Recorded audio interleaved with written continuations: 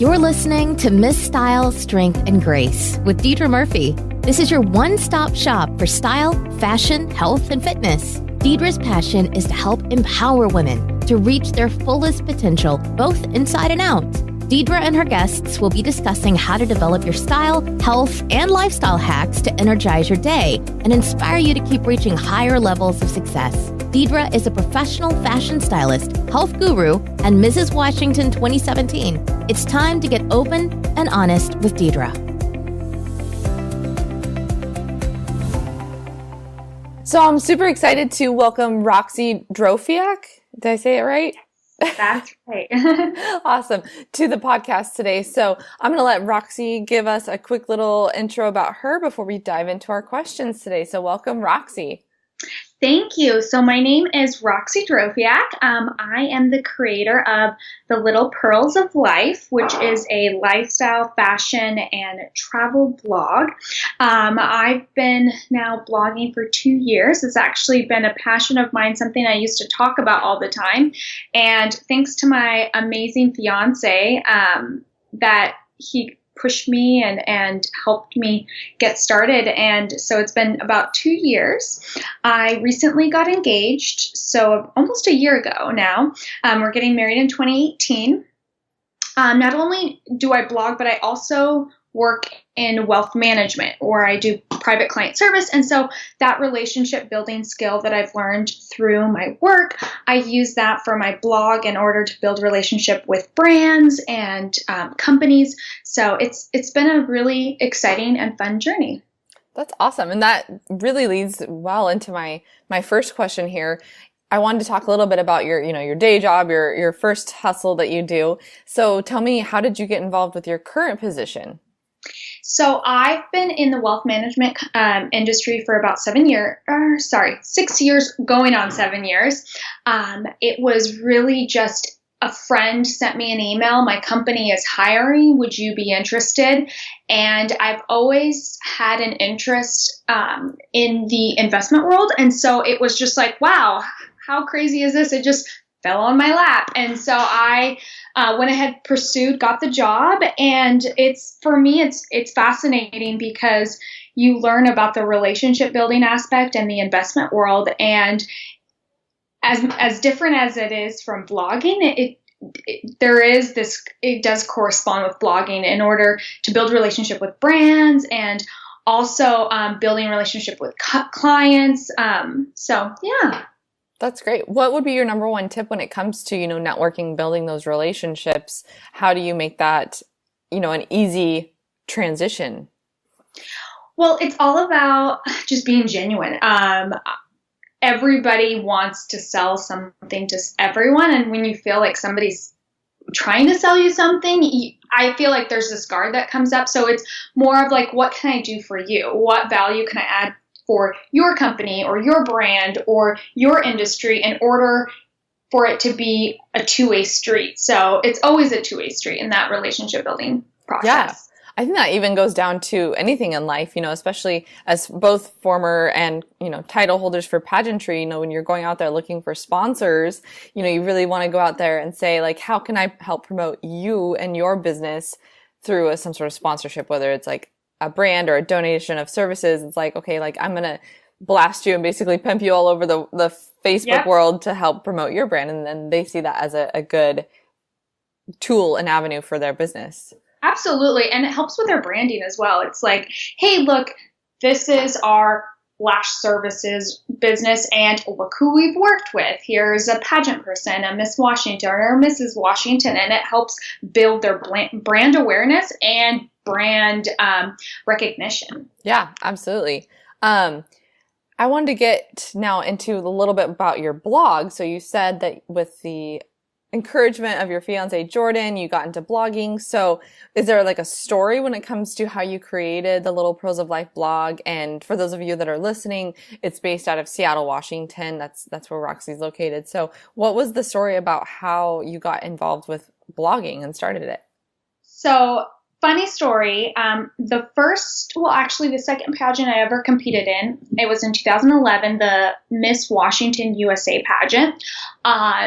during that time, I was looking for a platform, and I decided, it's so funny because I can't believe it was so long ago, that I wanted to do a blog, and I started a blog. But this is before the whole big boom of the blogging industry, and I don't know where I got the idea, or maybe I was inspired because I loved reading blogs, and so I started one. But it just fell through the cracks because I didn't think people would be interested in it. And then the huge boom of the blogging industry, what was it? I think it's 2013, 2014, and then 2015. It just started to progress throughout the years. And then I thought back, I remembered I started a blog, and I remember that was something that I really wanted to do. So it was always in the back of my head. And then I met Jordan, who is a creative. He does web design and logo design. And so it was just like the perfect match. And he really just pushed me because I would always talk about it to him. And he's like, you just need to start. And I'm like, yeah, but I want everything to be perfect. This needs to be in order and that needs to be in order to start. But he just, you have to just start. That's the thing. And he helped create our branding and the logo and just really helped me launch. And so he's been my biggest support. I don't know what I would do without. I wouldn't have a blog without him. So that's how I got started. That's amazing. It's so funny how the men in our lives are always the biggest cheerleader, I think, in our corner. That's, Absolutely. A similar story for me as far as like personal styling. When I wanted to start it, my husband was like, well, what's stopping you? Just do it. And I was like, no, but I got to have this perfect and that perfect. And he's like, no, just launch it and go with it. Absolutely. That's what I've learned. It's funny because now that I've grown, you don't see the progress, but if you look from your first post to where you're at now, you're like, whoa, I've really grown. Like I've improved. And that was the biggest thing, is just start and just go. Like it'll never be perfect. There's never the right timing, but as you progress and, you grow, you start feeling the success. How would you say, that kind of leads me to this question, like what would be the number one piece of advice you would give to somebody that wants to start not only a blog, but maybe their own online business or entrepreneurial business? It's funny because I also opened the Little Pearls of Life shop earlier this week, which was just like a wedding shop. So I do wedding planners and I do little note cards, will you be my bridesmaids, all kinds of little stuff to help brides and their wedding party in the wedding planning process. And the biggest thing is just go and do it. For the longest time, everybody always loves to talk about doing things and loves to throw ideas. And the more that you push and put time into it, the further you'll get along. And it has to do with everything in life. It takes time, it takes patience, and it takes dedication. Yeah, absolutely. I know a lot of people think like, oh, they're just an overnight success, but it really does take time. So how long have you been at the blogging game, so to speak? Yeah, so I'm going on 2 years in April. Okay. It's been a really interesting journey. I think every blogger goes through different stages of what direction you want to go to. And the more that I'm in this industry, the more I learn that everybody's always reinventing themselves. Everybody's always trying to do something different. Just be consistent and just keep going. Oh, that's a really good tip. Is like not worrying so much about like, oh, well, this person's doing that, so I should do that too, but staying authentic to yourself and keeping at it what works for you. Absolutely. Yeah. That kind of is interesting because I wanted to ask about, you've been in blogging for about 2 years now. At what point did you realize like this could be like a sustainable part of your life? And two, so this is a two-part question, are you considering making it your full-time gig and possibly leaving like the corporate world? It's hard because I love working. So I'm the type of person, the more work I have, if I have a full-time job and a second job, I'm happier. I'm a happier person. I'm just kind of a workaholic. Like I could work 7 days a week all the time. And so that's a hard thing to think about because I have to always be busy. That's what kind of is my drive and what pushes me. Waking up and knowing I have to do all this stuff in a day, if it's either my day job and then the evening when I go and do my blog or do my shop page, it's fun. It's exciting, and I haven't considered the thought of transitioning into that, but it's funny because when I met Jordan and I remember somehow this conversation came up, and I remember when I was young, and it's always like, what was your passion when you were younger? I used to want to be like Martha Stewart and share my life with everyone. And it's funny because that's kind of like what blogging's allowed me to do, is pursue something that I've always wanted to and dreamed of. That's a perfect way to segue into my next question, because I wanted to know, like, where do you find inspirations for your blogs? You know, you're not just a fashion or just a travel or just a lifestyle blogger. You kind of do it all as far as, you know, planning a wedding, lifestyle blogs, travel, fashion. Like, where do you find, I guess, content inspirations for your blogs? A lot of my inspirations, I'll look through hashtags and I'll just go look at pictures. That's what I love about Instagram, is it's all about photos. And I get inspiration from photos, whether it's on Pinterest or it's on Instagram. And the new tool in Instagram where you can save photos into the little folders, love it. Like every time I start a new blog post, I go and find inspiration, and then I create like a little board, and I'll go through my inspiration and take bits and pieces of different photos and put it together into what I absolutely love. That's such a great way to think about it too. Is it, I don't know this on Instagram, is it a way where you can like organize the folders on Instagram, or are they just all in the saved folder? Oh, absolutely. So I'll show you actually. So here are some photos. I don't know if you can see. Yeah.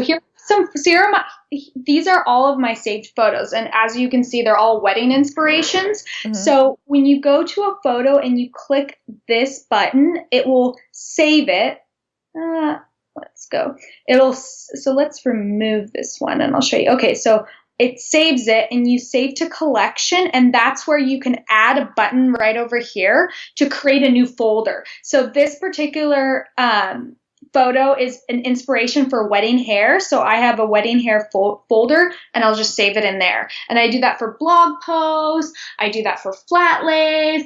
I do that for fashion inspiration, winter inspiration. That's super smart. And then it's a little bit more accessible than, say, Pinterest. Especially, I feel as though Pinterest, you need really good internet connection in order for it to be maximized, versus Instagram. I feel like you can be on a little bit lower Wi-Fi and it'll work a little bit better. At least that's what I found living in the country. Yeah. And also you get a lot of, on Pinterest, I've noticed a lot of links that are, I think they call them dead links, where you link on something in order to find out an article or where the source came from, and those typically don't work. Versus Instagram, I love this girl's hair inspiration. I can go to the person that did the hair, and I can get more inspiration. Yeah, and you can go back to that original user's account and even find more things that you might like from that girl's, say, hairstyles or her makeup or different things. It's kind of like a little rabbit hole that you can go down when you keep clicking on like, oh, who did their hair? Oh, who did their makeup? Oh, done. Yep. And then all of a sudden you're like, oh, there's an hour gone. No, just kidding. Yep. That's typically how it is, right? Because as you're scrolling through Instagram, you like something, maybe an outfit, save it in the folder. And then when it's time to go shopping, or it's time for me to do outfit photos for my Instagram, I go through the folders and I get inspiration from that. Yeah, that's super smart. I'm going to have to use that for my next time that I do a photo shoot. I would like to know next, like, what type of collaborations are you currently working on that you're willing to share about? And what has been some of your favorite collaborations, whether it's been with other bloggers or brands? You know, let's talk about that for a little bit. So, recently, I think it was September, October, I did a lot of local collaborations, so store openings. I got the opportunity to see the new Seattle Sun Spa, got to experience some of those things. So I did a lot of locals.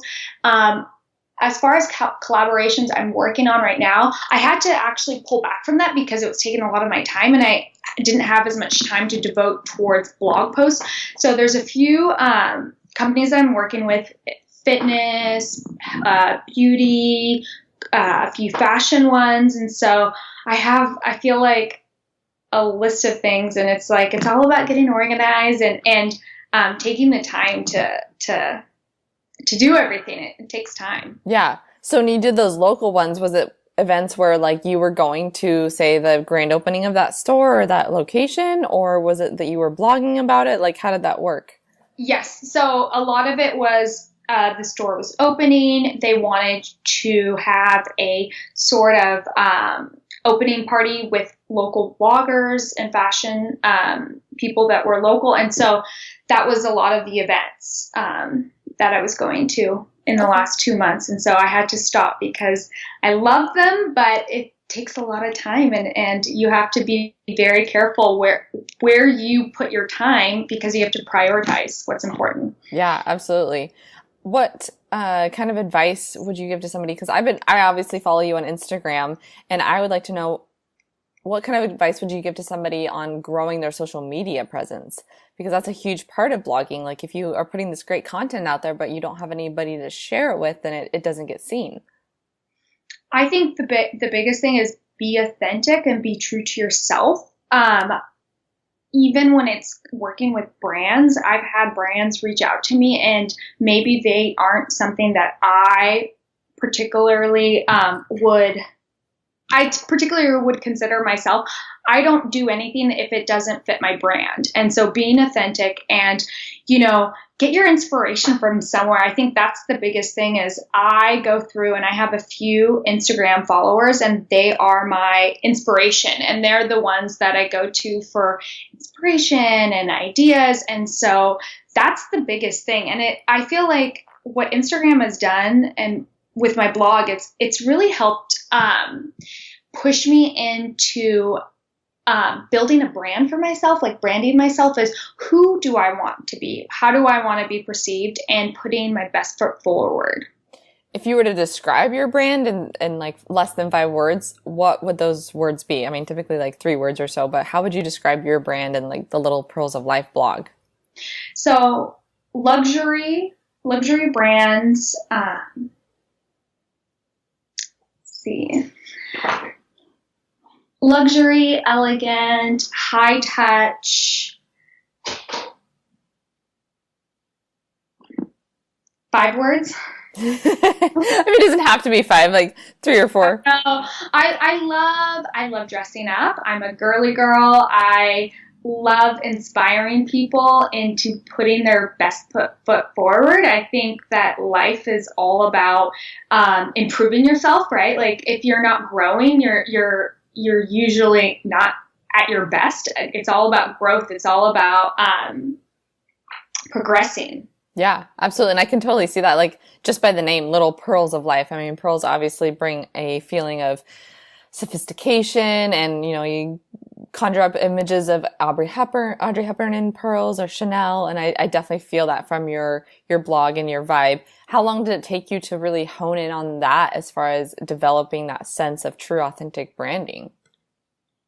It took a while. I feel like a lot of times when you first start, you're like, oh, I have to do this, or I think I should do this. And it might not be who you actually are. And so throughout, as you progress, what you learn is, you know what, I'm going to be my true, authentic self.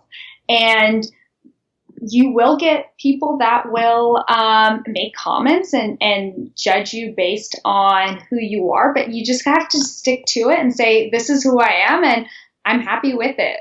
Yeah. There's always going to be the haters, right?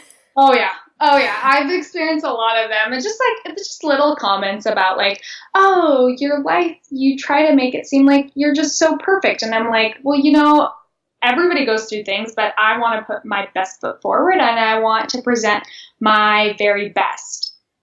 And I feel like if people don't understand that social media is about putting the best out there, then they shouldn't be on social media.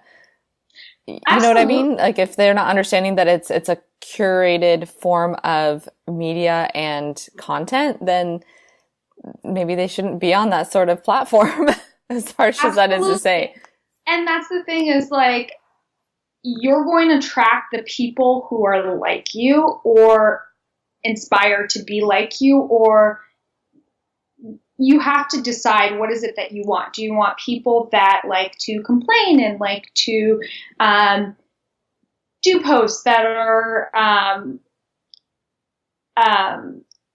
that cause conflict, or do you want to put your best foot forward? So it's like you have to decide of who do you want to attract, the good or the bad.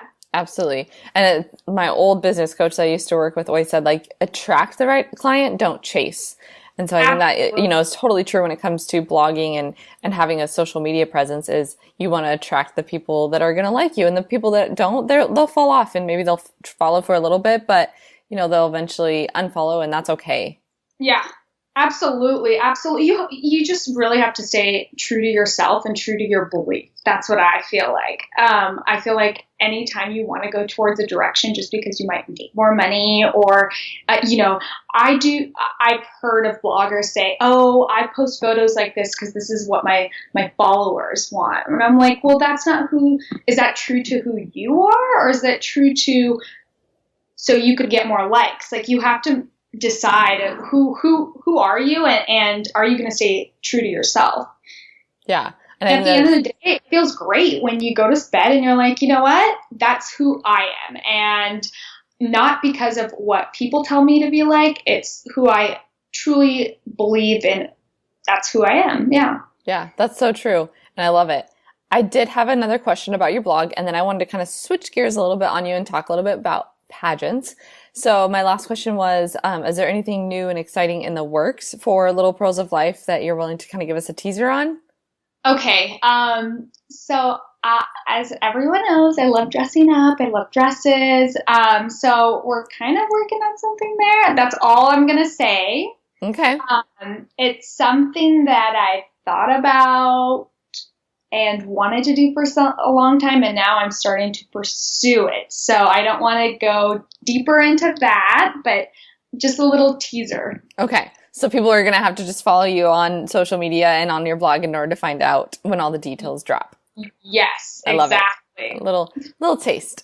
Little taster, yeah. So we mentioned it, or you mentioned it a couple minutes ago when you talked about, you did, I think it was your second pageant, which was Miss Washington USA. So how did you get involved in pageants in general? As far as my listeners go, Roxie was a Miss Washington United States. Is it United States or just U.S.? United States. Miss Washington United States. And what year was that? 2014. 2014. So how did you get involved in pageants? And let's talk a little bit about that. So when I was in high school, actually, let's go backwards. I used to always watch Miss America and Miss USA and just dreamed of being on that stage and just dreamed of competing in a pageant and being a beauty queen. And that was always a dream.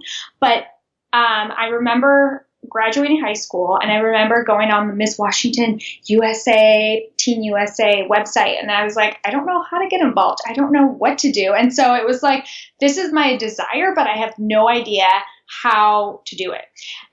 Shortly after, a few years after, I actually met a girl that had gone to my church, and she was actually a cadre leader, so she was a small group leader, and she was in pageants, and she had done a few pageants, and she said, I will take you under my wings. I will help you, teach you. And that's where I did National America Miss. Okay. And that was my very first pageant that I competed. I think I was 19 or 20 at the time. I think it was 20. Yeah. So that was my very first pageant that I competed. And ever since then, like, that push, that drive that she gave to me, it kind of helped push me to my dream. And then eventually winning Miss Washington United States was such a huge accomplishment because it was always a dream of mine, but it took years in the making.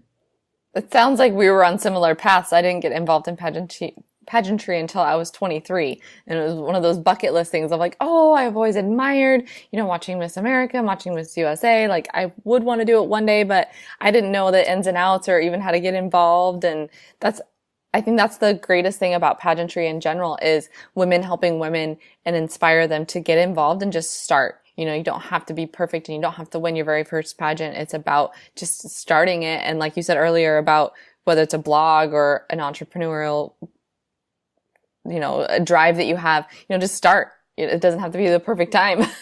Absolutely. And especially with pageants, like start and just consistently always compete, because every year you will grow, and every year you'll get better, and you'll get more and more connections to people that will help you get to the next level. Yeah. It's always the saying that you're competing against yourself. Like whenever you go out on that stage, to put those blinders on, you're competing against yourself. For instance, like I always did better at the pageants where I didn't watch anybody else go out there and compete. You know, whether I was first contestant or last contestant, the ones where I succeeded or felt like I did great was the ones where I'm like, I'm not even going to pay attention to what so-and-so is doing on stage.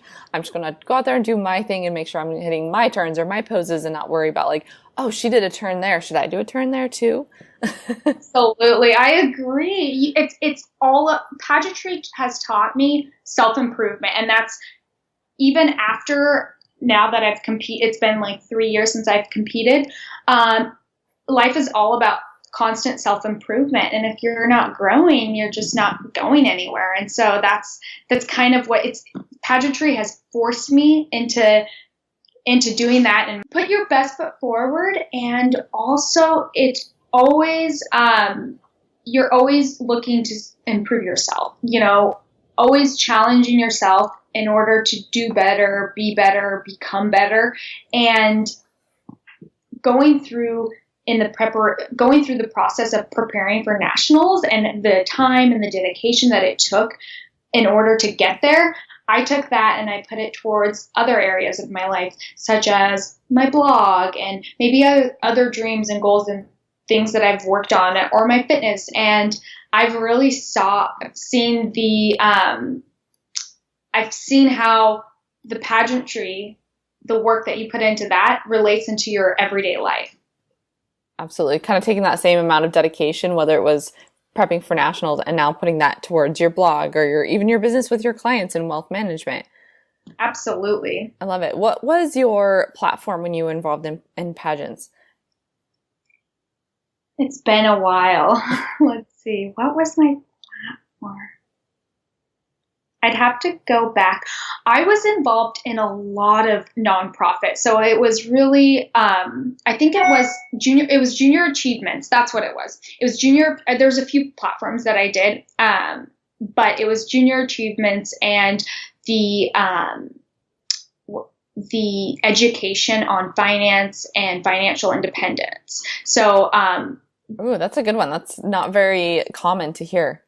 No. So, at the age of 24, I purchased my very first home, and it was all on my own.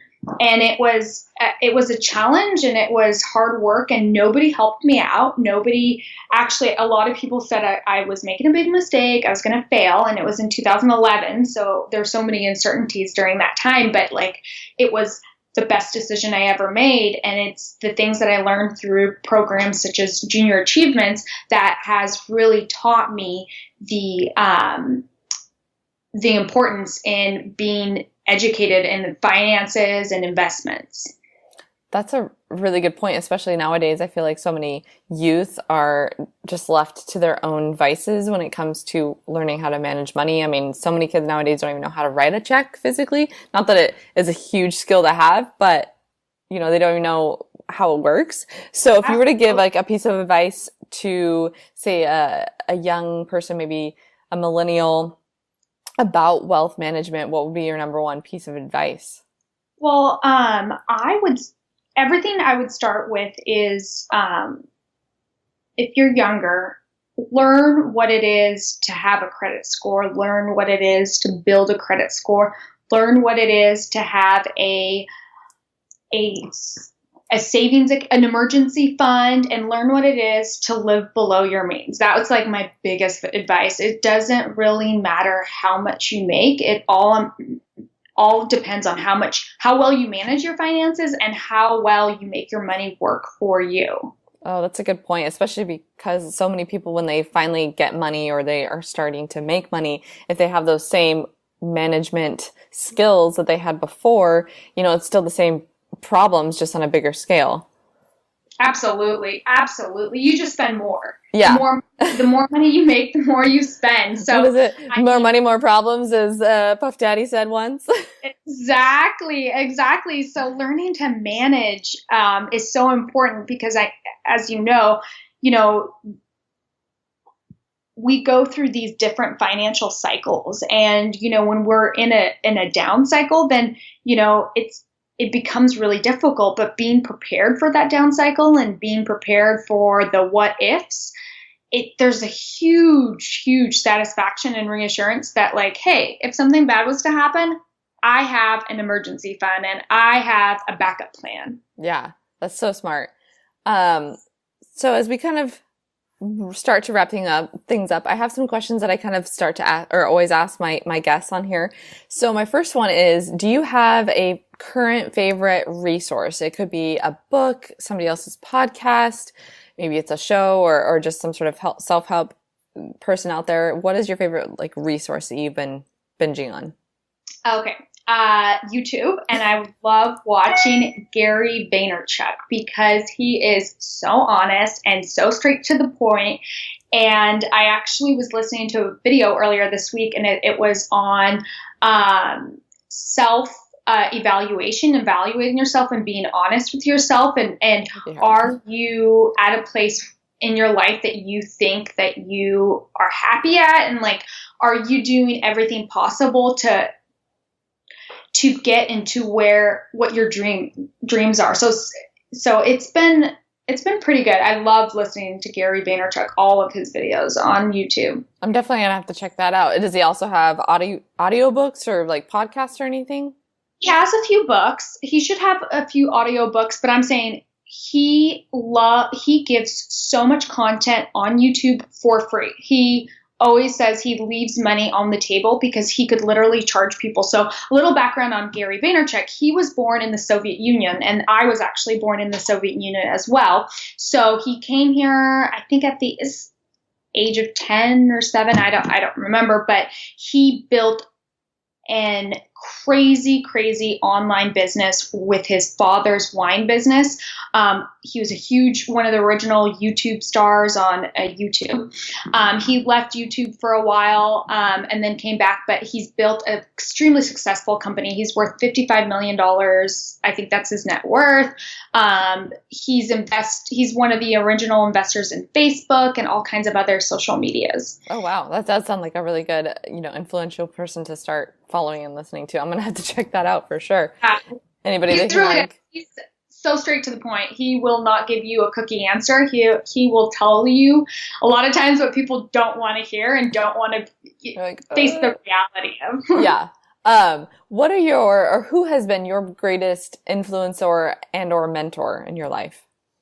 I would have to say Jordan, because he's always pushing me whenever I have an itch or an idea to go and pursue it. So if it wasn't for him, I don't think that I would actually have a blog or pursue the things that I've always wanted to just try out. That's so sweet. That's amazing. And when are you guys getting married? I know that's not a question that I ask all my guests, but it's next year, what?